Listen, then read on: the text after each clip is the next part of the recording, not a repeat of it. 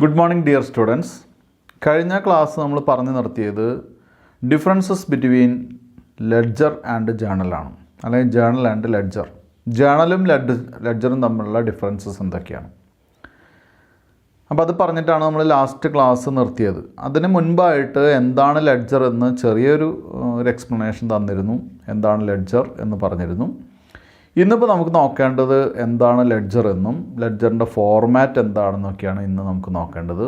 Ledger എന്ന് പറയുന്നത് left hand side, അതായത് നമ്മൾ എഴുതുന്ന സമയത്ത് ലെഫ്റ്റ് ഹാൻഡ് സൈഡ് രണ്ട് ഈക്വൽ ആയിട്ടുള്ള രണ്ട് പാർട്ടാണ് ലെഡ്ജറിനുള്ളത്. ഒരു ടി ഷേപ്പാണ് ലെഡ്ജറിനുള്ളത്.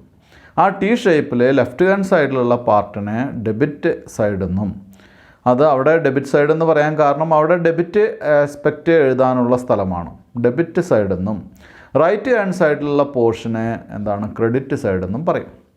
ഓരോ സൈഡിലും നമുക്കറിയാം എന്താണ് ഒരു ഡേറ്റ് കോളം ഉണ്ടായിരിക്കും, പർട്ടിക്കുലേഴ്സ് കോളം ഉണ്ടായിരിക്കും, ഒരു JF കോളം ഉണ്ടായിരിക്കും, ഒരു എമൗണ്ട് കോളം ഉണ്ടായിരിക്കും. ഓരോ രണ്ട് സൈഡിലും 4 വീതം കോളംസ് ഉണ്ടായിരിക്കും. അങ്ങനെ ടോട്ടൽ 8 കോളംസ് ആണ് ലെഡ്ജറിനുണ്ടായിരിക്കുന്നത്. ഇനി നമുക്ക് ലെഡ്ജർ എന്താണ്, ലെഡ്ജറിൻ്റെ ഫോം എന്താണെന്ന് നോക്കി. ഇത് നമ്മുടെ ഫോം ഓഫ് ലെഡ്ജറാണ്. അപ്പോൾ ലെഡ്ജറിൻ്റെ ഫോം എന്ന് പറയുമ്പോൾ ഇതാണ് മിഡിൽ, ഒരു ടി ഷേപ്പാണ്. ഇതാണ് ടി ഷേപ്പ് എന്ന് പറയുന്നത്. ടി ഷേപ്പിലാണ് ലെഡ്ജർ നമ്മൾ വരയ്ക്കുക. അപ്പോൾ ഇവിടെ മിഡിലാണ്, ഇവിടുന്ന് ഇതുവരെ മിഡിൽ വരെ 4 കോളം, 1 2 3 4. പകുതി ഭാഗം കഴിഞ്ഞിട്ടും 4 കോളം, 1 2 3 4. ഇനി അത് വരയ്ക്കുമ്പോൾ ആദ്യം നമ്മൾ ഇവിടെ ഡെറ്റർ, ഇത് ഡെബിറ്റ് സൈഡാണെന്നറിയാൻ വേണ്ടി ഡെറ്റർ, ഇവിടെ നമ്മൾ ക്രെഡിറ്റ് അറിയാൻ വേണ്ടി CR, ക്രെഡിറ്റ് സൈഡാണ്. ഈ സൈഡിനെ നമ്മൾ ഡെബിറ്റ് സൈഡെന്നും ഈ ഭാഗത്തിന് നമ്മൾ ക്രെഡിറ്റ് സൈഡെന്നും പറയുന്നു. ഇനി കോളംസ് ആണ്. കോളംസ് നമുക്കറിയാം, എങ്കിലും ഞാൻ പറഞ്ഞു തരാം. ഇത് ആദ്യത്തെ കോളം ഡേറ്റ് കോളം, രണ്ടാമത്തെ കോളം പർട്ടിക്കുലേഴ്സ്,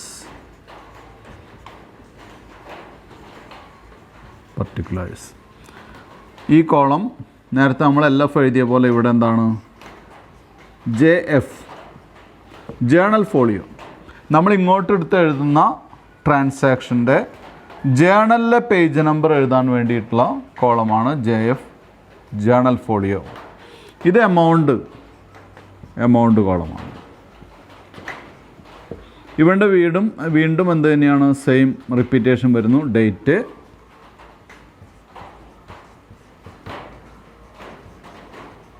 പർട്ടിക്കുലേഴ്സ്, JF,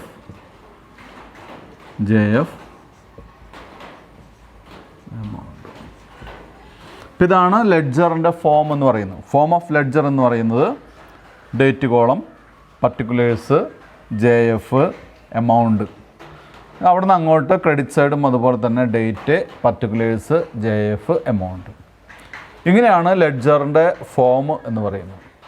ഇനി നമുക്ക് അടുത്ത് പഠിക്കാനുള്ളത് പോസ്റ്റിംഗ് ആണ്. പോസ്റ്റിംഗ് എന്ന് പറയുന്നത് എന്താണെന്ന് നേരത്തെ ക്ലാസ്സിൽ ഡിസ്കസ് ചെയ്തു. അതായത് പോസ്റ്റിംഗ് എന്ന് പറയുന്നത് ജേണലിൽ നിന്ന് എൻട്രീസ് ലെഡ്ജറിലേക്ക് ട്രാൻസ്ഫർ ചെയ്ത് എഴുതുന്നതിനെയാണ്, അല്ലെങ്കിൽ ലെഡ്ജറിലേക്ക് എഴുതുന്ന പ്രോസസ്സിനെയാണ് പോസ്റ്റിംഗ് എന്ന് പറയുന്നത്. ഇപ്പോൾ നമുക്കൊരു എക്സാമ്പിൾ കൊടുക്കാം. എന്താണ്, ക്യാഷ് സെയിൽസ് ആണ് നമുക്കൊരു എക്സാമ്പിൾ പറയുന്നത്.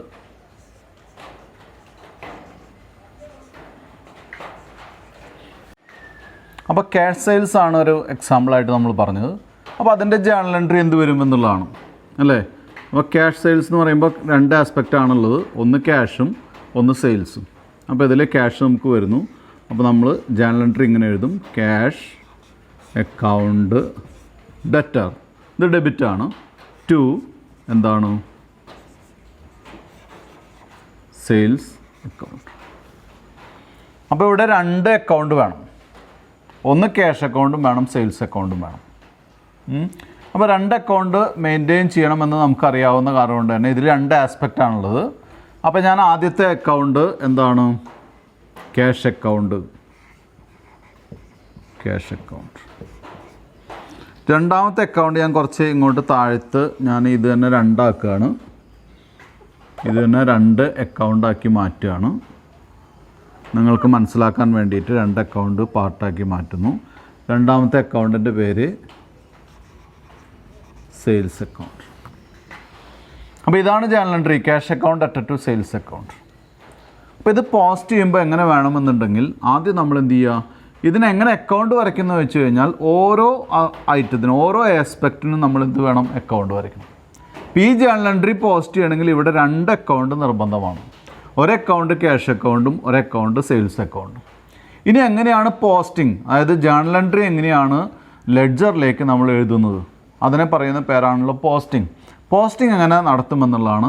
അപ്പോൾ ആദ്യം നമ്മൾ എന്ത് ചെയ്യുക, ഡെബിറ്റ് സൈഡിലെ ഈ ഐറ്റം എടുക്കുക, ക്യാഷ് അക്കൗണ്ട്. ക്യാഷ് അക്കൗണ്ട് എടുത്ത്, ഇതാണ് ക്യാഷ് അക്കൗണ്ട്.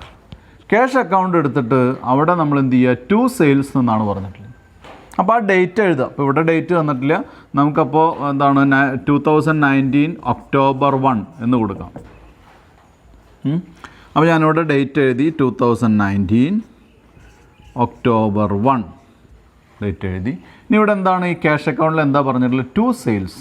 അപ്പോൾ ഇവിടെ ഡെബിറ്റ് സൈഡിൽ എഴുതുമ്പോൾ നമ്മൾ എപ്പോഴും ഒരു പ്രീഫിക്സ് ആവശ്യമാണ്. ഇത് നിർബന്ധമില്ല കേട്ടോ, മോഡേൺ പാറ്റേണിൽ 2 എന്ന് വേണമെന്ന് നിർബന്ധമില്ല. 2 സെയിൽസ്, 2 സെയിൽസ് അക്കൗണ്ട്. എമൗണ്ട് ഇപ്പോൾ ഇവിടെ 5,000 ആണെന്ന് വിചാരിക്കുക, അസ്യൂം ചെയ്യുക.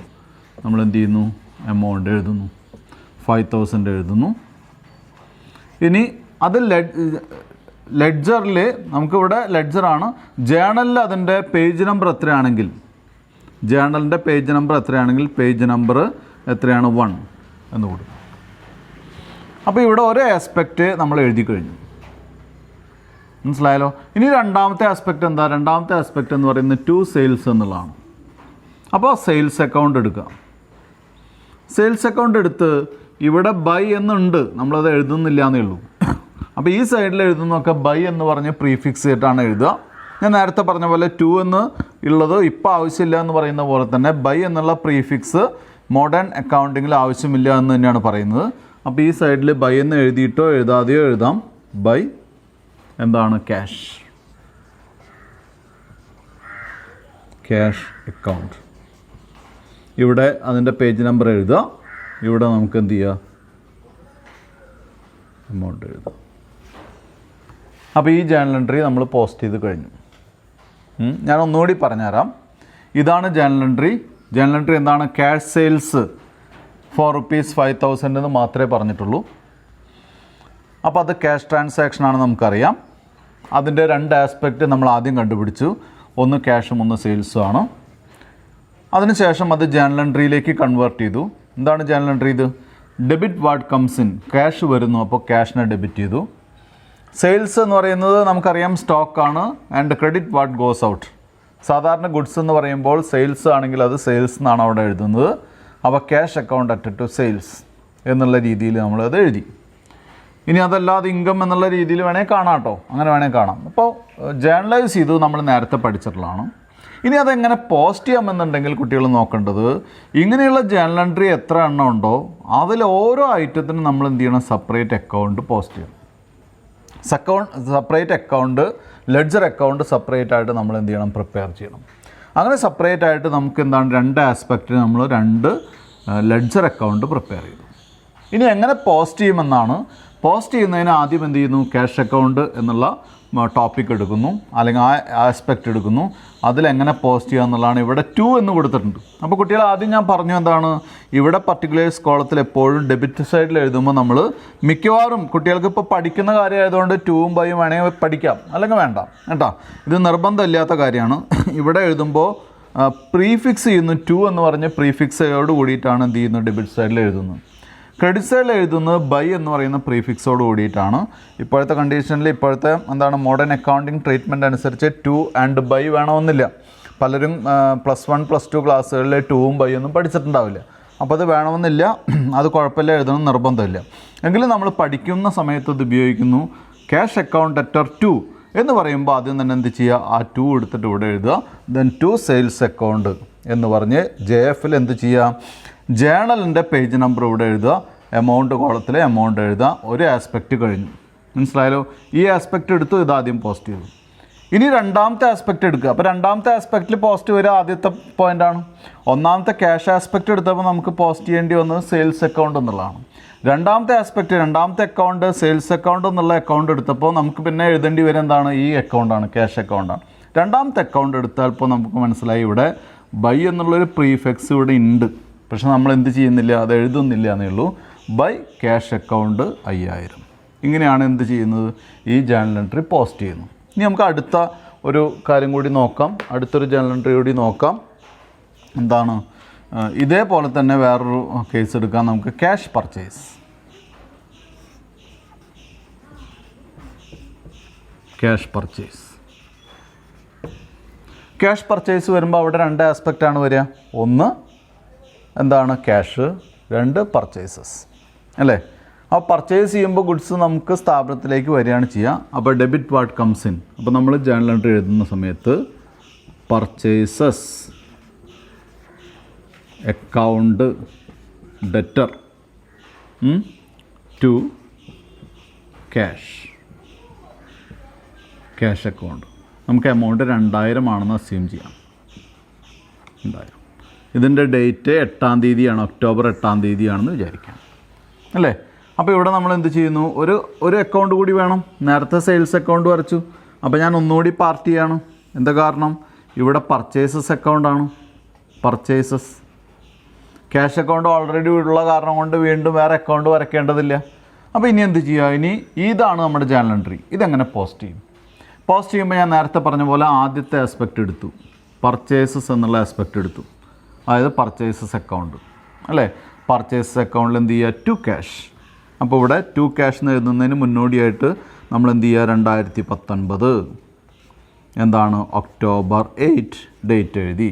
ഇനി എന്ത് ചെയ്യുക, ടു എന്താണ്, ടു ക്യാഷ്. ഇവിടെ നമുക്ക് ആ നമ്പർ എഴുതുക, 01 എന്നോ 02 എന്നൊക്കെ നമ്പർ എഴുതുക. പേജ് നമ്പറാണ് കേട്ടോ, ഇല്ലാതെ നമുക്ക് പ്രോബ്ലത്തിൽ തന്നിട്ടില്ലെങ്കിൽ നമ്മൾ ഉണ്ടാക്കി എഴുതൊന്നും വേണ്ട. ഞാനിപ്പോൾ കുട്ടികൾക്ക് പരിചയപ്പെടുത്താൻ വേണ്ടി അങ്ങനെ എഴുതിയതാണ്.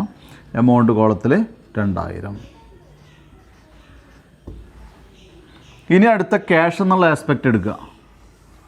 ക്യാഷ് എന്നുള്ള ആസ്പെക്റ്റ് എടുത്ത് ക്യാഷ് അക്കൗണ്ട് ഇതാണ്. അവിടെ എന്ത് ചെയ്യുക, ബൈ പർച്ചേസസ്. അവിടെ ഡേറ്റ് 2019 എന്താണ്, ഒക്ടോബർ 8. നമ്മളിവിടെ നേരത്തെ ഡേറ്റ് എഴുതിയിട്ടില്ല. 2019 ഒക്ടോബർ 1. ഇവിടെ 2019 ഒക്ടോബർ 8. എന്ത് ചെയ്യുക, ബൈ പർച്ചേസസ്. ഇവിടെ എമൗണ്ട് എഴുതുക, അല്ലെങ്കിൽ പേജ് നമ്പർ എഴുതുക, ഇവിടെ എമൗണ്ട് എഴുതുക 2000. ഇങ്ങനെയാണ് എന്ത് ചെയ്യുന്നത്, അക്കൗണ്ട് നമ്മൾ പോസ്റ്റ് ചെയ്യുന്നു. അപ്പോൾ പോസ്റ്റിംഗ് എന്ന് പറയുന്നത് ജേർണൽ എൻട്രി ലെഡ്ജറിലേക്ക് മാറ്റി എഴുതുന്നതിനെയാണ് നമ്മൾ എന്തായിട്ട് പറയുന്നത്, പോസ്റ്റിംഗ് എന്ന് പറയുന്നത് കേട്ടോ. ഇനി നമുക്ക് അടുത്ത ഘട്ടം എന്ന് പറയുന്നത് എല്ലാ ജേർണൽ എൻട്രീസ് എഴുതി കഴിഞ്ഞാൽ, ഇപ്പോൾ ഒരു കഴിഞ്ഞ ക്വസ്റ്റ്യനിലൊക്കെ നമുക്ക് ഒരുപാട് ഒരു 10-20 ജേർണൽ എൻട്രീസ് നമ്മൾ പ്രിപ്പയർ ചെയ്തു അല്ലേ. അത്തരം ജേർണൽ എൻട്രീസ് ഒക്കെ എഴുതി കഴിഞ്ഞാൽ അതെല്ലാം തന്നെ നമുക്ക് എന്തിലേക്ക് എഴുതണം, ലെഡ്ജറിലേക്ക് പോസ്റ്റ് ചെയ്യണം. അങ്ങനെ ലെഡ്ജറിലേക്ക് പോസ്റ്റ് ചെയ്യുമ്പോൾ എത്ര ഐറ്റംസ് നമ്മളതിൽ ആ ജേർണൽ എൻട്രീസിൽ സ്പെസിഫൈ ചെയ്തിട്ടുണ്ടോ അത്രയും ലെഡ്ജറുകൾ നമ്മൾ എന്ത് ചെയ്യണം, പ്രിപ്പയർ ചെയ്യണം. അങ്ങനെ പ്രിപ്പയർ ചെയ്തിട്ട് അവസാനം എന്ത് ചെയ്യണം, എല്ലാ ജേർണൽ എൻട്രീസും പോസ്റ്റ് ചെയ്ത് കഴിഞ്ഞാൽ അവസാനം എന്ത് ചെയ്യണം, ബാലൻസ് ചെയ്യണം. ഇപ്പോൾ ഫോർ എക്സാമ്പിൾ ക്യാഷ് അക്കൗണ്ട് എങ്ങനെയാണ് ബാലൻസ് ചെയ്യാമെന്ന് ചോദിച്ചു കഴിഞ്ഞാൽ ആദ്യം തന്നെ നമ്മൾ എന്ത് ചെയ്യുക, രണ്ട് സൈഡും ഈക്വലായിട്ട് വരയ്ക്കുക. എന്നിട്ട് എന്ത് ചെയ്യുക, ഒരു സാധാരണ ആയിട്ട് ടോട്ടൽ ചെയ്യാം, അല്ലെങ്കിൽ ഒരു റഫ് ടോട്ടലിംഗ് നടത്തുക. റഫ് ടോട്ടലിംഗ് നടത്തുമ്പോൾ എന്ത് ചെയ്യുക, നമുക്കിവിടെ ഒരൈറ്റം ഉള്ള കാരണം കൊണ്ട് ടോട്ടൽ ചെയ്യാൻ എളുപ്പമാണ് അല്ലേ. എത്ര മാത്രമാണ്, 5000 രൂപയാണ് ടോട്ടൽ. എന്നിട്ട് കമ്പയർ ചെയ്യാം. കമ്പയർ ചെയ്യുമ്പോൾ നമുക്ക് മനസ്സിലാവും ഇവിടെയാണ് കൂടുതൽ, ഡെബിറ്റ് സൈഡിലാണ് കൂടുതൽ. അപ്പോൾ എന്ത് ചെയ്യുക, കൂടുതലുള്ള സൈഡ് ടോട്ടൽ നമ്മളവിടെ എഴുതുക 5000. അതന്നെ അപ്പുറത്തെ സൈഡിലേക്ക് എഴുതുക.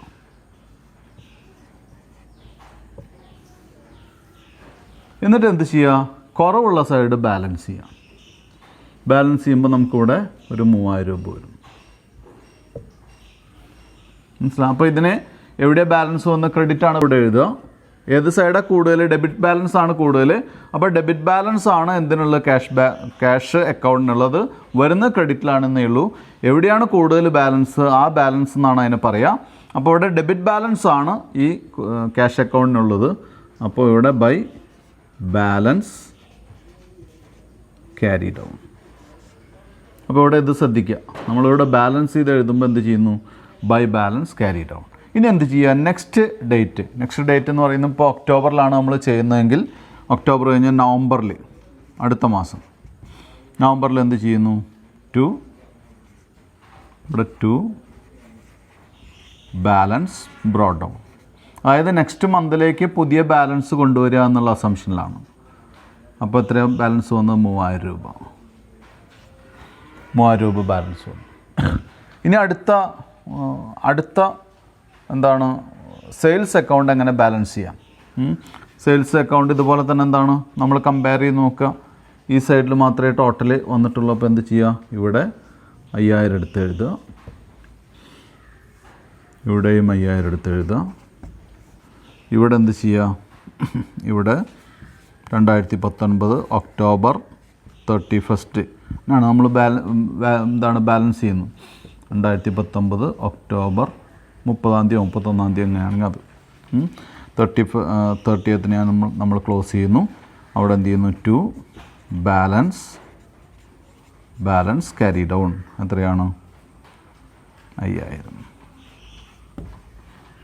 അതുപോലെ പർച്ചേസസ് അക്കൗണ്ട് എന്ത് ചെയ്യുന്നു? ബാലൻസ് ചെയ്യുന്നു. പർച്ചേസും ഇതുപോലെ തന്നെ രണ്ട് സൈഡും ഈക്വലായിട്ട് വരയ്ക്കുന്നു. നമ്മൾ ടോട്ടൽ എത്രയാണെങ്കിലും എടുത്ത് എഴുതുന്നു. 2000 ഡബിൾ ലൈൻ ചെയ്യുന്നു. ബാലൻസ് കൂടെ എഴുതുന്നു. That is 2000. എന്നാണ് date? October 30th date. By balance carry down. ഇത് ടോട്ടൽ ചെയ്യുന്ന സമയത്ത് ലാസ്റ്റ് മന്താണ് അല്ലെങ്കിൽ എല്ലാ മാസവും കൂടി ഒന്നിച്ചാണ് നമ്മൾ ബാലൻസ് ചെയ്യുന്നതെങ്കിൽ അത് ബാലൻസ് ചെയ്തിട്ട് എവിടേക്കായിരിക്കും പോവുക? ഡയറക്റ്റ് എക്സ്പെൻസ് ആണ്. ഇപ്പോൾ സെയിൽസ് പർച്ചേസൊക്കെ ഡയറക്റ്റ് എക്സ്പെൻസ് ആണ്, അത് ട്രേഡിംഗ് അക്കൗണ്ടിലേക്കായിരിക്കും പോവുക കേട്ടോ. ടു ബാലൻസ് എന്ന് പറഞ്ഞ് ട്രേഡിംഗ് അക്കൗണ്ടിലേക്കായിരിക്കും അത് പോവുക. ഇവിടെ പർച്ചേസ് ആണെങ്കിലും അത് എവിടേക്കാണ് പോവുക? ഇവിടെ ക്യാഷ് തന്നെ, ഇവിടെ മാറ്റം വരില്ല. ഇവിടെ വരുന്ന ബാലൻസ് എന്ന് പറഞ്ഞിട്ട് അത് ട്രേഡിംഗ് അക്കൗണ്ടിലേക്കാണ് ട്രാൻസ്ഫർ ചെയ്യുക. അപ്പം ഇവിടെ കുട്ടികൾ മനസ്സിലാക്കേണ്ട ഒരു കാര്യം എന്താണെന്ന് വെച്ചാൽ ഇങ്ങനെയാണ് പോസ്റ്റ് ചെയ്യുക, ഇങ്ങനെയാണ് ബാലൻസ് ചെയ്യുക.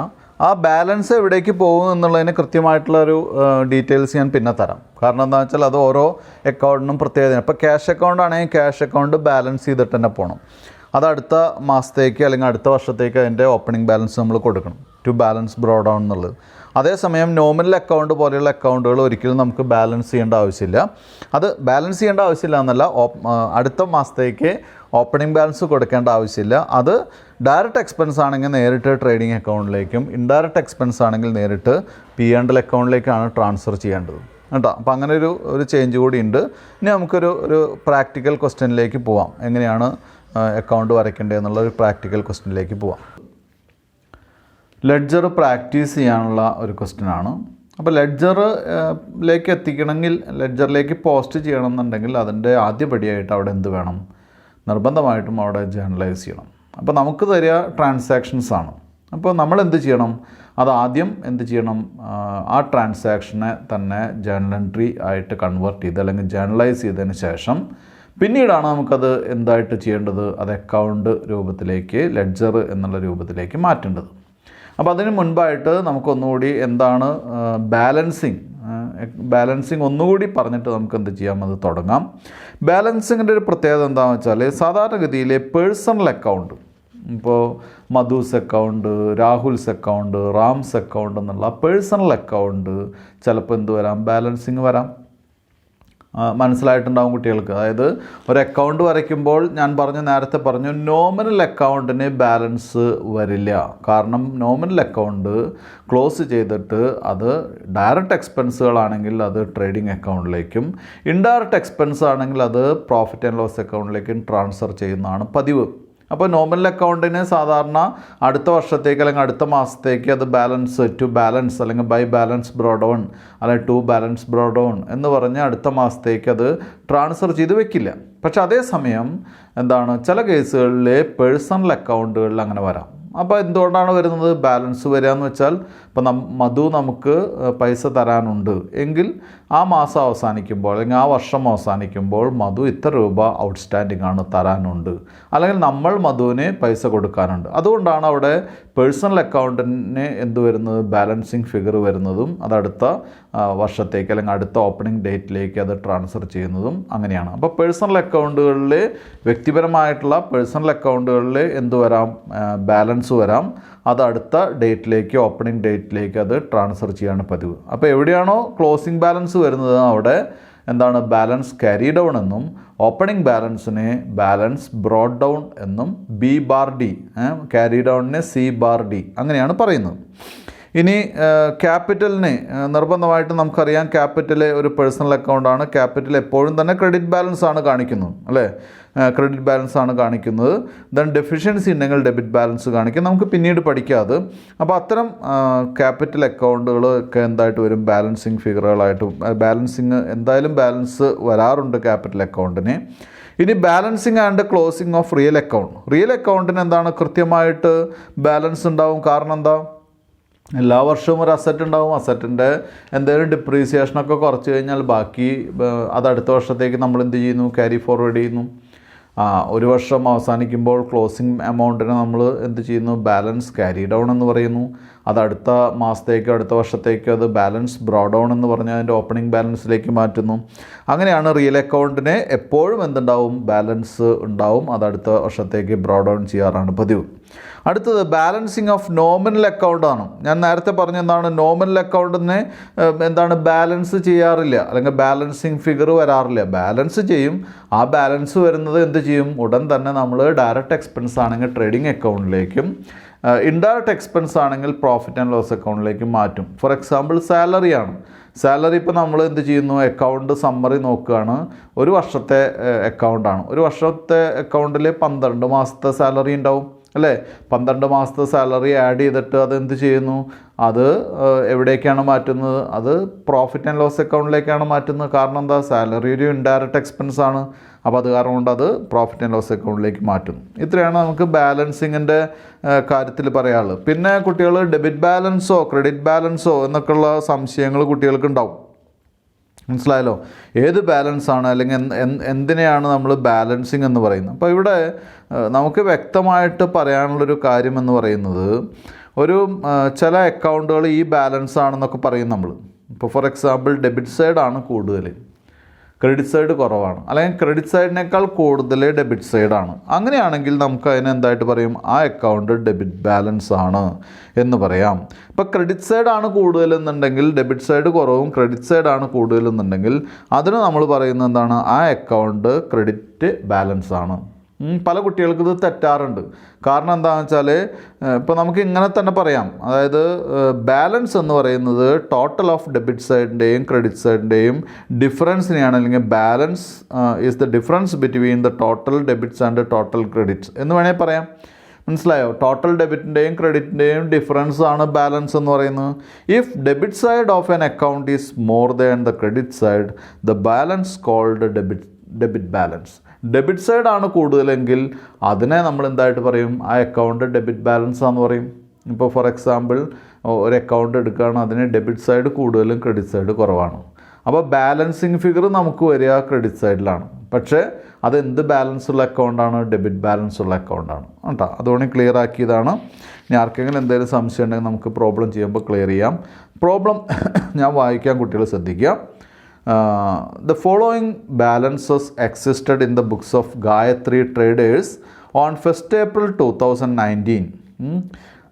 Cash rupees. അപ്പം ഇതൊക്കെ ഓപ്പണിംഗ് ബാലൻസ് ആണ് കേട്ടോ. ഓപ്പണിംഗ് എൻട്രി എഴുതിയിട്ടാണ് നമുക്ക് പോകാൻ സാധിക്കുള്ളൂ. ഓപ്പണിംഗ് ബാലൻസുകളാണ്. Cash rupees 16,000.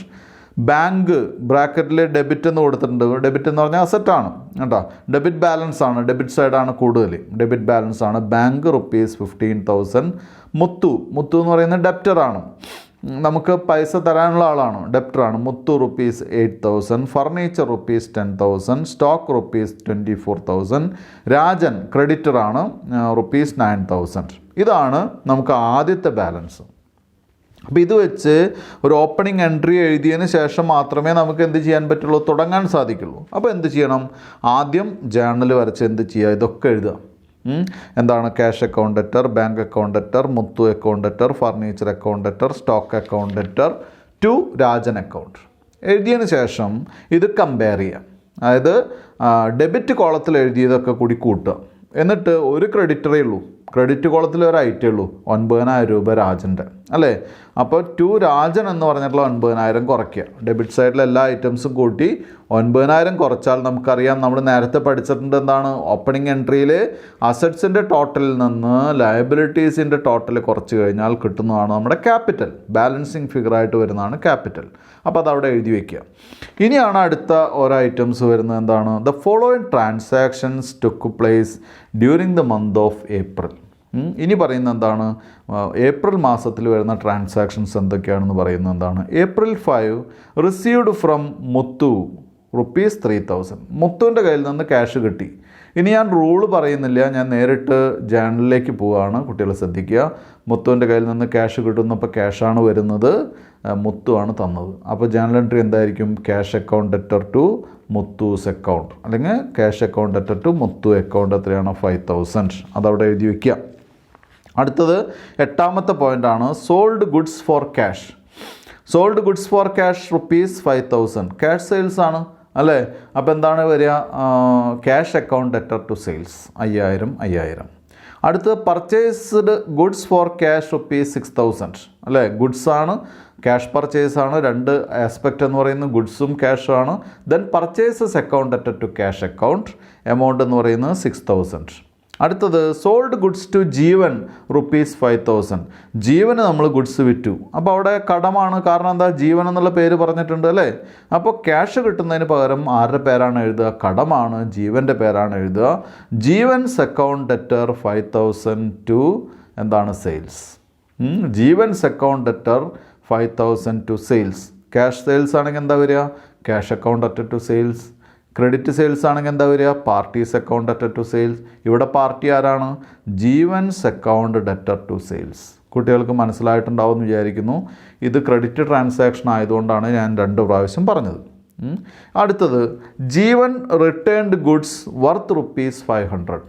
ജീവൻ എന്ത് ചെയ്തു, ഗുഡ്സ് റിട്ടേൺ ചെയ്തു. 19th ഗുഡ്സ് റിട്ടേൺ ചെയ്തു. അപ്പോൾ സ്വാഭാവികമായിട്ടും ഗുഡ്സ് വരികയാണ് ചെയ്തത് അല്ലേ. ഗുഡ്സ് വരികയാണെങ്കിൽ നമ്മൾ പർച്ചേസസ് എന്ന് എഴുതാൻ പറ്റില്ല. എന്താണ്, അത് പുറത്ത് പോയ ഗുഡ്സാണ്. അതിനെന്ത് പറയണം നമ്മൾ, എന്താണ്, സെയിൽസ് റിട്ടേൺസ് അക്കൗണ്ട് ലെറ്റർ അദ്ദേഹത്തിൻ്റെ പേര് എഴുതണം ടു ജീവൻസ് അക്കൗണ്ട് അല്ലേ. Sales return account letter to Jeevan. അതാണ് 19ാം തീയതിയിലത്തെ ജേണല്. 20ാം തീയതി 2 ഐറ്റംസ് ഉണ്ട്. എന്താണ്, received goods from മാനോൺ ₹10,000. Received goods from മാനോൺ ₹10,000 എന്ന് പറഞ്ഞാൽ മാനോൻ്റെ കയ്യിൽ നിന്ന് നമ്മൾ ഗുഡ്സ് പർച്ചേസ് ചെയ്തു ക്രെഡിറ്റ് ആയിട്ട് അല്ലേ. അപ്പോൾ അവിടെ എന്തായിരിക്കും, purchases account letter to Manon, purchases account letter to Manon credit purchase ആണ്. അന്ന് തന്നെ paid carriage on the goods purchased ₹500. അന്ന് തന്നെ നമ്മൾ എന്ത് ചെയ്തിട്ടുണ്ട്, കാരേജ് കൊടുത്തിട്ടുണ്ട് അല്ലേ. അപ്പോൾ ഇവിടെ സ്വാഭാവികമായിട്ടും കുട്ടികൾക്കൊരു സംശയം വരും, paid carriage on the goods purchased ₹500 എന്ന് പറയുമ്പോൾ അവിടെ ക്യാഷ് കൊടുത്തിട്ടുണ്ടോ, കൊടുത്തിട്ടുണ്ട്. കാരണം എന്താ, ഇവിടെ കൃത്യമായിട്ട് പെയ്ഡ് എന്ന് പറയുന്നുണ്ട്, പെയ്ഡ് കാരേജ് എന്നാണ് പറഞ്ഞിട്ടുള്ളത് അല്ലേ. അപ്പോൾ എക്സ്പെൻസ് ആണ്. 2 ആസ്പെക്റ്റാണ് അവിടെ ഉള്ളത്. ഒന്ന് എന്താണ്, ക്യാഷും, മറ്റൊന്ന് കാരേജും അല്ലേ. അപ്പോൾ എക്സ്പെൻസിന് നമ്മൾ എന്ത് ചെയ്യും, ഡെബിറ്റ് ചെയ്യും. Carriage account letter to cash അല്ലേ. കാരേജ് അക്കൗണ്ട് എത്രയാണ്, 500 ടു ക്യാഷ് അക്കൗണ്ട് എത്രയാണ്, 500. അടുത്തത് 22ാം തീയതി ബോട്ട് ഫർണിച്ചർ ഫ്രം റാവുവിൻ്റെ കയ്യിൽ നിന്ന് ഫർണിച്ചർ വാങ്ങി, കടമാണ് അല്ലേ.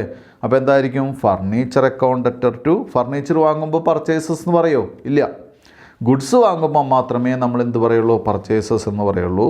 ഫർണിച്ചർ വാങ്ങുമ്പോൾ ഫർണിച്ചർ അക്കൗണ്ട് ലെറ്റർ 12,000 ടു എന്താണ്, റാവു അല്ലേ.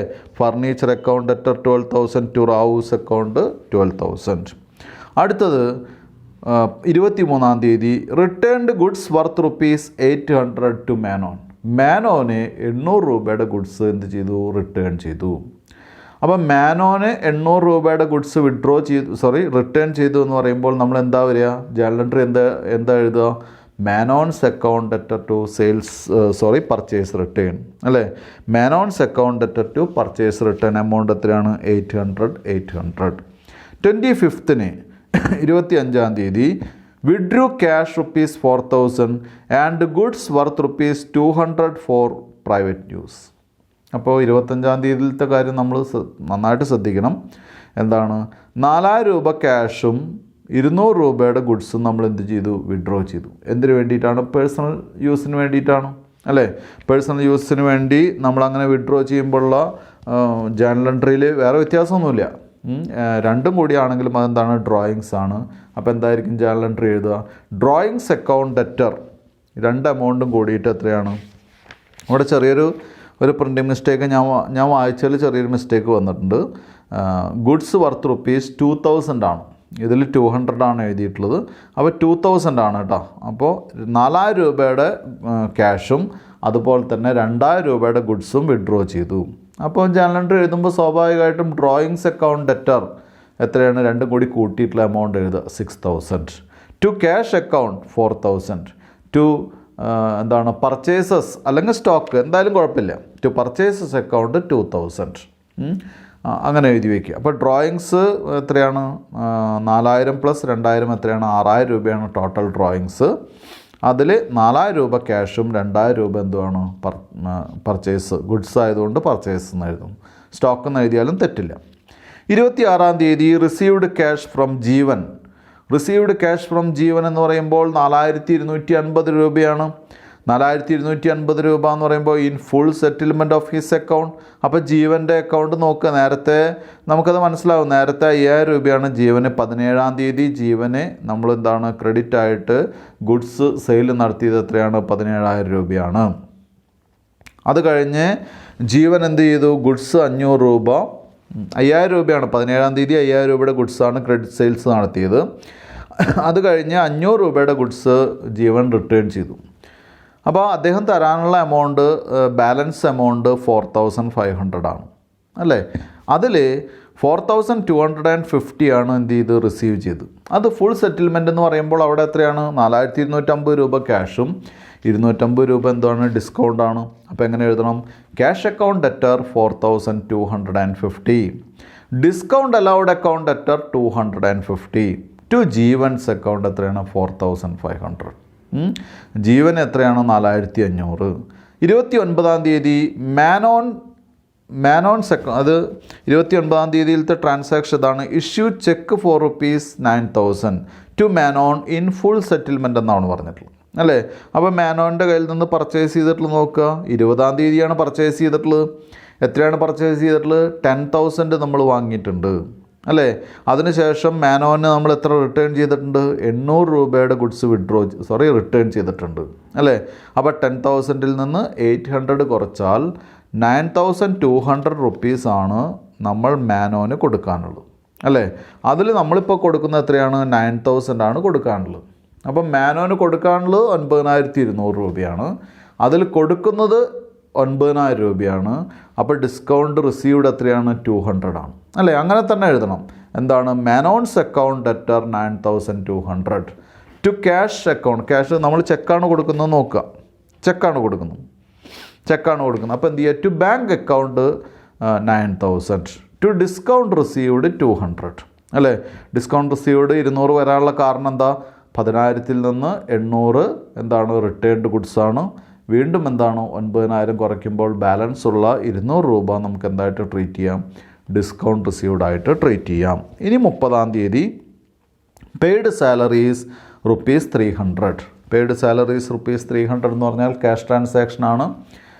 സാലറി എന്ന് പറയുന്നത് നോമിനലായിട്ടാണ്. അപ്പോൾ സാലറി ഡെബിറ്റ് ചെയ്യണം. Salaries account at to cash 3,000. അപ്പോൾ ഇതോടുകൂടി നമ്മൾ ജേണലൈസ് ചെയ്യുന്ന കാര്യം കഴിഞ്ഞു. അടുത്തത് നമുക്ക് എന്ത് ചെയ്യണം, ലെഡ്ജർ വരയ്ക്കണം അല്ലേ. അപ്പോൾ ആദ്യം കുട്ടികളുടെ മുമ്പിലേക്ക് എത്തുന്ന ഒരു സംശയം എന്ന് പറയുന്നത് എത്ര ജേണലിന് അല്ലെങ്കിൽ എത്ര നമ്പർ ഓഫ് ലെഡ്ജർ വരയ്ക്കണം എന്നുള്ളതാണ്. ലെഡ്ജർ എത്ര വരയ്ക്കണം എന്ന് ചോദിച്ചു കഴിഞ്ഞാൽ ഓരോ ജേർണൽ എൻട്രിയിലും വരുന്ന ആസ്പെക്റ്റുകൾക്കനുസരിച്ച് നമ്മൾ എന്ത് ചെയ്യണം, ലെഡ്ജർ വരയ്ക്കണം. ഫോർ എക്സാമ്പിൾ, ഒന്നാമത്തെ ഓപ്പണിംഗ് ജേർണൽ എൻട്രി ഇരിക്കുക. അതിലെന്തുണ്ട്? ക്യാഷ് ഉണ്ട്, ബാങ്ക് ഉണ്ട്, മുത്തു ഉണ്ട്, ഫർണിച്ചർ ഉണ്ട്, സ്റ്റോക്ക് ഉണ്ട്, രാജനുണ്ട്, ക്യാപിറ്റൽ ഉണ്ട്, അങ്ങനെ കുറേ ഐറ്റംസ് അതിൽ വരുന്നുണ്ട് അല്ലേ. ഈ എല്ലാ ഐറ്റത്തിനും എന്ത് വേണം? ജേർണൽ വരയ്ക്കണം, ലെഡ്ജർ വരയ്ക്കണം. ഈ എല്ലാ ഐറ്റത്തിനും, ഓരോ ഐറ്റത്തിനും സെപ്പറേറ്റ് അക്കൗണ്ട് വരയ്ക്കണം. അതിനെയാണ് നമ്മൾ എന്തായിട്ട് പറയുന്നത്? ലെഡ്ജർ അക്കൗണ്ട്സ് എന്ന് പറയുന്നത്. ഇനി അടുത്തത് രണ്ടാമത്തെ 5-ാം തീയതിയിലത്തെ ഇൻഫർമേഷൻ എന്താണ്? ക്യാഷ് അക്കൗണ്ട് ലെറ്റർ ടു മുത്തു. അപ്പോൾ സ്വാഭാവികമായിട്ടും മുത്തു എന്ന് പറയുന്നതും ക്യാഷ് എന്ന് പറയുന്നതും നേരത്തെ വരച്ചിട്ടുണ്ട്. ഓപ്പണിംഗ് എൻട്രിയിൽ 2 പേരുടെ ക്യാഷ് അക്കൗണ്ട് ഓപ്പണിംഗ് എൻട്രിയിൽ വന്നിട്ടുള്ളതാണ്, മുത്തുവേഴ്സ് അക്കൗണ്ട് ഓപ്പണിംഗ് എൻട്രിയിൽ വന്നിട്ടുള്ളതാണ്. അപ്പോൾ ഇനി വീണ്ടും എന്ത് ചെയ്യേണ്ട? അവരുടെ ക്യാഷിൻ്റെയും മുത്തുവിൻ്റെയും അക്കൗണ്ട് വരയ്ക്കേണ്ട കാര്യമില്ല, ഒരിക്കൽ വരച്ചിട്ടുള്ളതാണ്, അത് മതി. 8-ാം തീയതി വീണ്ടും എന്താണ്? Cash account at to sales അല്ലേ. അപ്പോൾ ക്യാഷ് അക്കൗണ്ട് ഓൾറെഡി ഉണ്ട്. അപ്പോൾ എന്ത് മാത്രം വരയ്ക്കുക? സെയിൽസ് അക്കൗണ്ട് മാത്രം വീണ്ടും വരയ്ക്കുക. അപ്പോൾ ഞാൻ ഒന്നുകൂടി പറയാം. ഈ ജേർണലൈസ് ചെയ്തതിന് ശേഷം കുട്ടികളുടെ മനസ്സിലുള്ളൊരു സംശയം എന്ന് പറയുന്നത് ഏതൊക്കെ അക്കൗണ്ട് വരയ്ക്കണം? വരയ്ക്കേണ്ട അക്കൗണ്ടുകൾ ഏതൊക്കെയാണെന്ന് ചോദിച്ചു കഴിഞ്ഞാൽ എല്ലാ അക്കൗണ്ടും വരയ്ക്കണം. ഇതിൽ വരുന്ന, ഈ ജേർണൽ എൻട്രിയിൽ വരുന്ന ഓരോ ആസ്പെക്റ്റും നമ്മൾ കൃത്യമായിട്ട് അക്കൗണ്ട് വരച്ചിരിക്കണം. പക്ഷേ റിപ്പീറ്റേഷൻ വേണ്ട. അപ്പോൾ ആദ്യത്തെ ജേർണൽ എൻട്രി ഓപ്പണിംഗ് ജേർണൽ എൻട്രിയാണ്. ഓപ്പണിംഗ് ജേർണൽ എൻട്രിയിൽ ക്യാഷ് ഉണ്ട്, ബാങ്ക് ഉണ്ട്, മുത്തു ഉണ്ട്, അങ്ങനെ കുറേ കാര്യങ്ങളുണ്ട് അല്ലേ. ആ ജേർണൽ എൻട്രി എഴുതുന്ന സമയത്ത് അല്ലെങ്കിൽ അത് നോക്കുന്ന സമയത്ത് നമ്മൾ അതിനൊക്കെ എന്ത് വരച്ച് വയ്ക്കും? അക്കൗണ്ട് വരച്ച് വയ്ക്കും അല്ലേ. വീണ്ടും അടുത്തത് എന്താണ്? 8-ാം തീയതിയിലത്തെ ഒരു ട്രാൻസാക്ഷൻ എന്താ? Sold goods for cash. അപ്പോൾ അവിടെ വരുന്നത് എന്താ? അവിടെ ക്യാഷും സെയിൽസാണ് വരുന്നത്. അപ്പോൾ വീണ്ടും ക്യാഷിന് വേറെ അക്കൗണ്ട് വരയ്ക്കണോ? വേണ്ട. ഒരു അക്കൗണ്ട് ഒരു പ്രാവശ്യമേ നമ്മൾ വരയ്ക്കേണ്ടതുള്ളൂ. പിന്നീട് വരുന്ന അഡീഷണൽ ഐറ്റത്തിന് ഡ്യൂപ്ലിക്കേറ്റ്സ് പ്രിപ്പയർ ചെയ്യേണ്ട ആവശ്യമില്ല. അപ്പോൾ 8-ാം തീയതിയിലത്തെ സോൾഡ് ഗുഡ്സ് ഫോർ ക്യാഷ് എന്ന് പറയുന്ന ട്രാൻസാക്ഷൻ വായിക്കുമ്പോൾ നമ്മൾ എന്തുമാത്രം പ്രിപ്പയർ ചെയ്താൽ മതി? സെയിൽസിന് മാത്രം വരച്ചാൽ മതി. നേരത്തെ ഓൾറെഡി എന്തിന് വരച്ചിട്ടുണ്ട്? ക്യാഷിന് വരച്ചിട്ടുണ്ട് അല്ലേ. അതുപോലെ എല്ലാ ഓരോ ഐറ്റത്തിനും നമ്മൾ എന്ത് ചെയ്യണം? അക്കൗണ്ട് വരയ്ക്കണം. അപ്പോൾ പ്രത്യേകം ശ്രദ്ധിക്കുക, ഡ്യൂപ്ലിക്കേറ്റ് വരരുത്. ഇപ്പോൾ മുത്തുവിന് നമ്മൾ ആദ്യം, മുത്തു എന്ന് പറയുന്നത് നമ്മുടെ ഡെപ്റ്ററാണ്. മുത്തുവിനെ ഓപ്പണിംഗ് ജേർണൽ എൻട്രിയിൽ ഡെപ്റ്റേഴ്സിൽ മുത്തുവിൻ്റെ പേരുള്ള കാരണം കൊണ്ട് ഓപ്പണിംഗ് ജേർണൽ എൻട്രി വായിക്കുമ്പോൾ തന്നെ മുത്തുവിൻ്റെ പേരുള്ള അക്കൗണ്ട് വരയ്ക്കണം നമ്മൾ തീരുമാനിക്കുകയും ആ അക്കൗണ്ട് വരച്ച് വയ്ക്കുകയും ചെയ്യും. മനസ്സിലായല്ലോ. അത് വീണ്ടും വരയ്ക്കണോ? വേണ്ട. അത് എന്താ കാരണം എന്ന് വെച്ചാൽ മുത്തുവിൻ്റെ ഏപ്രിൽ 5-ാം തീയതി റിസീവ്ഡ് ഫ്രം മുത്തു ₹3000 എന്ന് പറഞ്ഞ ഒരു ട്രാൻസാക്ഷൻ വരുന്നുണ്ട്. അപ്പോൾ അവിടെ 2 ഐറ്റം എന്ന് പറയുന്ന ഒന്ന് ക്യാഷും ഒന്ന് മുത്തുമാണ്. രണ്ടും ഓൾറെഡി നമ്മൾ വരച്ച് വെച്ചിട്ടുള്ളതാണ്, വീണ്ടും വരയ്ക്കേണ്ട ആവശ്യമില്ല. മനസ്സിലായോ? അങ്ങനെ നോക്കി നമ്മൾ എന്ത് ചെയ്യുക? ഓരോ ഐറ്റത്തിൻ്റെയും അക്കൗണ്ട് വരയ്ക്കണം. അതിൽ കുട്ടികൾ ശ്രദ്ധിക്കേണ്ട കാര്യം എന്താണെന്ന് വെച്ചാൽ, ഇങ്ങനെ അക്കൗണ്ട് വരയ്ക്കുമ്പോൾ ക്യാഷ് പോലെയുള്ള ഐറ്റം, ബാങ്ക് പോലെയുള്ള ഐറ്റം, അത് കൂടുതൽ എൻട്രീസ് വരാനുള്ള സാധ്യത. ഇപ്പോൾ ഇതിൽ ഈ ഒരു ജേർണലൈസ് ചെയ്യുന്ന പ്രോസസ്സിൽ കുട്ടികൾ, ഈ ഒരു പ്രോബ്ലത്തിൽ കുട്ടികൾ നോക്കിക്കഴിഞ്ഞാൽ അറിയാൻ സാധിക്കും, ഇതിൽ ഏറ്റവും കൂടുതൽ വന്നിട്ടുള്ള ഒരു പോസ്റ്റിംഗ് എന്ന് പറയുന്നത് ക്യാഷാണ് അല്ലേ. ഏറ്റവും കൂടുതൽ ജേർണൽ എൻട്രിയുടെ ആസ്പെക്റ്റുകളായിട്ട് വന്നിട്ടുള്ള ആസ്പെക്റ്റുകളിൽ ക്യാഷാണ്. അപ്പോൾ ഏറ്റവും കൂടുതൽ എൻട്രി എവിടെയായിരിക്കും? ക്യാഷ് അക്കൗണ്ടിലാണ്. അപ്പോൾ നമ്മൾ എന്ത് ചെയ്യണം? എല്ലാ അക്കൗണ്ടും ഒരേ വലുപ്പത്തിൽ വരച്ചാൽ പറ്റില്ല, ക്യാഷ് അക്കൗണ്ട് കുറച്ച് വലുതാക്കി വരയ്ക്കണം. മനസ്സിലായല്ലോ. അപ്പോൾ ട്രാൻസാക്ഷൻസ് നോക്കിയിട്ട് വേണം നമ്മൾ ഏതൊക്കെ അക്കൗണ്ട് വരയ്ക്കണമെന്ന് തീരുമാനിക്കാൻ. അതിൽ തന്നെ നമ്പർ ഓഫ് ട്രാൻസാക്ഷൻസ് കൂടുതലുള്ള ഐറ്റത്തിൻ്റെ അക്കൗണ്ട് എന്ത് ചെയ്യണം? നമ്മൾ കൂടുതൽ വലുപ്പത്തിൽ വരയ്ക്കണം കേട്ടോ. അപ്പോൾ ഇവിടെ ക്യാഷ് അക്കൗണ്ട് കുറച്ച് വലുതായിട്ട് വരയ്ക്കണം. അതുപോലെ തന്നെ മുത്തൂസ് അക്കൗണ്ടൊന്നും, അത്തരം അക്കൗണ്ടുകൾ ഒരു ട്രാൻസാക്ഷൻ മാത്രമേ ഉള്ളൂ എന്നുണ്ടെങ്കിൽ അധികം നമുക്ക് എന്ത് ചെയ്യേണ്ട? അത്രയധികം വലുപ്പത്തിൽ വരയ്ക്കേണ്ട കാര്യമില്ല. ഇനി നമുക്ക് എന്ത് ചെയ്യാം? അക്കൗണ്ടുകൾ വരച്ച് വയ്ക്കാം. ഞാൻ ആദ്യം തന്നെ വായിക്കാം. ഒന്നാമത്തെ ജേർണൽ എൻട്രി എടുക്കാം. ഒന്നാമത്തെ ജേർണൽ എൻട്രിയിൽ ആദ്യത്തെ ഐറ്റം ക്യാഷ് അക്കൗണ്ടാണ്, അപ്പോൾ ക്യാഷ് അക്കൗണ്ട് വരയ്ക്കുക. രണ്ടാമത്തെ ഐറ്റം ബാങ്ക് അക്കൗണ്ടാണ്, അപ്പോൾ ബാങ്ക് അക്കൗണ്ട് വരയ്ക്കുക. മൂന്നാമത്തെ ഐറ്റം മുത്തൂസ് അക്കൗണ്ടാണ്, അപ്പോൾ മുത്തു അക്കൗണ്ട് വരയ്ക്കുക. നാലാമത്തെ ഐറ്റം പർച്ചേസ് അക്കൗണ്ടാണ്, പർച്ചേസ് അക്കൗണ്ട് വരയ്ക്കുക. അടുത്ത ഐറ്റം സ്റ്റോക്ക് അക്കൗണ്ടാണ്, സ്റ്റോക്ക് അക്കൗണ്ട് വരയ്ക്കുക. അടുത്ത ഐറ്റം രാജൻ അക്കൗണ്ടാണ്, രാജൻ അക്കൗണ്ട് വരയ്ക്കുക. അടുത്ത് ക്യാപിറ്റൽ അക്കൗണ്ടാണ്, ക്യാപിറ്റൽ അക്കൗണ്ട് വരയ്ക്കുക. ഇത്രയും ഐറ്റംസ് വരച്ച് വയ്ക്കുക. ഇതിൽ റിപ്പീറ്റ് ചെയ്ത് വരുന്ന ഐറ്റംസ് ഉണ്ടെങ്കിൽ മാത്രം അത് വലുത് വരയ്ക്കുക. മനസ്സിലായല്ലോ. അപ്പോൾ ഇതൊക്കെ വരയ്ക്കണമെന്ന് മനസ്സിലാക്കി വയ്ക്കുക. ഇനി നമ്മൾ എന്ത് ചെയ്യുക, 5 തീയതി മുതലുള്ള ട്രാൻസാക്ഷൻസ് വായിക്കാൻ പോവുകയാണ്. 5 തീയതി ക്യാഷ് അക്കൗണ്ട് അറ്റ് മുത്തൂസ് അക്കൗണ്ടാണ്. ഈ 2 അക്കൗണ്ടും നേരത്തെ വരയ്ക്കണമെന്ന് പറഞ്ഞതാണ്. ഇനി വീണ്ടും വരയ്ക്കേണ്ട ആവശ്യമില്ല. 8 തീയതി ക്യാഷ് അക്കൗണ്ട് അറ്റ് സെയിൽസ് ആണ്. ക്യാഷ് ഓൾറെഡി വരച്ചതാണ്. അപ്പോൾ കണ്ടോ, അപ്പോൾ റിപ്പീറ്റ് ചെയ്ത് 3 ട്രാൻസാക്ഷൻസ് ക്യാഷിൻ്റെ വന്നു. അതുകൊണ്ടാണ് ക്യാഷ് അക്കൗണ്ട് കുറച്ച് വലുത് വരച്ച് വയ്ക്കണമെന്ന് പറയുന്നു, അല്ലേ. സെയിൽസ് വന്നിട്ടുണ്ട്. അപ്പോൾ സെയിൽസ് നമ്മൾ ഇതുവരെ വരച്ചിട്ടില്ല. അപ്പോൾ പുതിയൊരു അക്കൗണ്ടായി സെയിൽസ് വരയ്ക്കണം. സെയിൽസും കുറച്ച് വലുത് വരയ്ക്കണം. കാരണം എന്താ വെച്ചാൽ സെയിൽസ് ചിലപ്പോൾ 2-3 ഒക്കെ ഉണ്ടാവും. അടുത്ത രാജൻസ് അക്കൗണ്ട് അറ്റ് ക്യാഷ്. അപ്പോൾ ഇതിൽ രാജൻ നേരത്തെ നമ്മുടെ ക്രെഡിറ്ററാണ്. അപ്പോൾ രാജൻ്റെ അക്കൗണ്ട് ഓൾറെഡി നേരത്തെ വരച്ചിട്ടുള്ളതാണ്, വീണ്ടും വരയ്ക്കേണ്ട കാര്യമില്ല. ക്യാഷ് അക്കൗണ്ട് ഉണ്ട്, അത് വീണ്ടും വരയ്ക്കേണ്ട കാര്യമില്ല. അടുത്ത പർച്ചേസസ് അക്കൗണ്ട് അറ്റ് ക്യാഷ്. അപ്പോൾ അതിൽ ക്യാഷ് വരയ്ക്കേണ്ട, പക്ഷേ പർച്ചേസ് എന്ത് ചെയ്യണം, പർച്ചേസസ് വരയ്ക്കണം, പർച്ചേസ് അക്കൗണ്ട് വരയ്ക്കണം.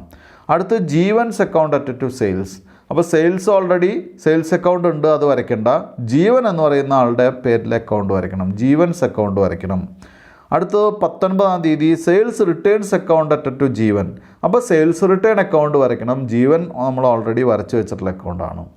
അടുത്തത് 20 തീയതിയിലത്തെ journal entry purchases account at Manon. അപ്പോൾ അവിടെ എന്ത് ചെയ്യണം, പർച്ചേസ് അക്കൗണ്ട് നമ്മൾ നേരത്തെ വരച്ചിട്ടുള്ളതാണ്, അത് വരയ്ക്കേണ്ട. മാനോൺസ് അക്കൗണ്ട് വരയ്ക്കണം. 20 തീയതി കേരേജ് അക്കൗണ്ട് അറ്റ് ക്യാഷ്. അപ്പോൾ കേരേജ് അക്കൗണ്ട് വരയ്ക്കണം, ക്യാഷ് നമ്മൾ ഓൾറെഡി വരച്ചിട്ടുള്ളതാണ്. 22 തീയതി ഫർണിച്ചർ അക്കൗണ്ട് അറ്റ് റാവു. അവിടെ ഫർണിച്ചർ അക്കൗണ്ട് നേരത്തെ വരച്ചിട്ടുള്ളതാണ്, റാവുവിൻ്റെ അക്കൗണ്ട് വരയ്ക്കണം. 23 തീയതി Manon's account at purchase return. അവിടെ എന്ത് ചെയ്യണം, പർച്ചേസ് റിട്ടേൺ ഓൾറെഡി വരച്ചിട്ടില്ലെങ്കിൽ പർച്ചേസ് റിട്ടേൺ വരയ്ക്കണം. മാനോൻ്റെ അക്കൗണ്ട് ഓൾറെഡി വരച്ചിട്ടുണ്ട്. 25 തീയതി drawings account at cash to purchase. അവിടെ ഡ്രോയിങ്സ് അക്കൗണ്ട് മാത്രമേ വരയ്ക്കാത്തുള്ളൂ, അത് വരയ്ക്കണം. ക്യാഷ് അക്കൗണ്ടും പർച്ചേസ് അക്കൗണ്ടും നമ്മൾ വരച്ചതാണ്. 26 തീയതി cash account discount allowed account debtor to Jeevan. ഇവിടെ ക്യാഷ് അക്കൗണ്ട് നമ്മൾ വരച്ചതാണ്, ജീവൻ അക്കൗണ്ട് വരച്ചതാണ്, പക്ഷേ ഡിസ്കൗണ്ട് അലൗഡ് അക്കൗണ്ട് നമ്മൾ വരച്ചിട്ടില്ല. അപ്പോൾ അത് വരയ്ക്കണം.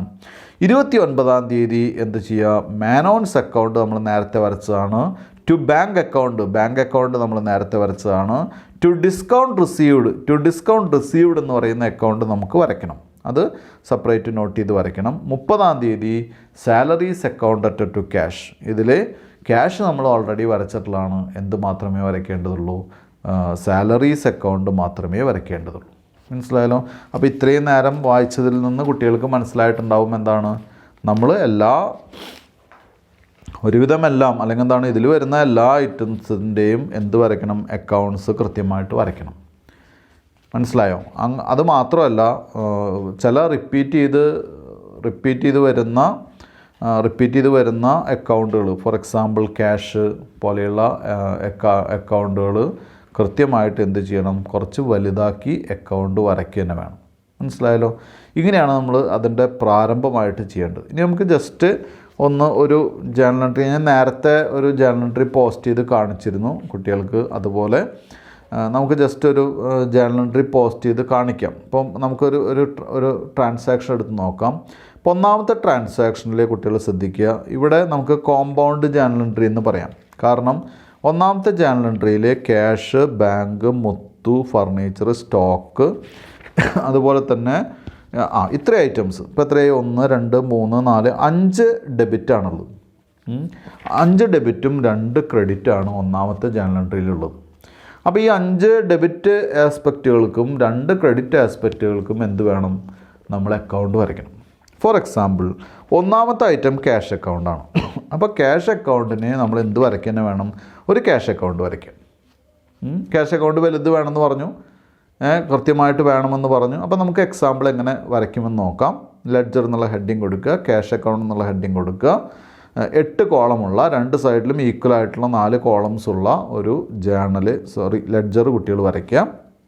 എന്നിട്ട് ആദ്യത്തെ ആ ജേർണൽ എൻട്രി വായിക്കുക.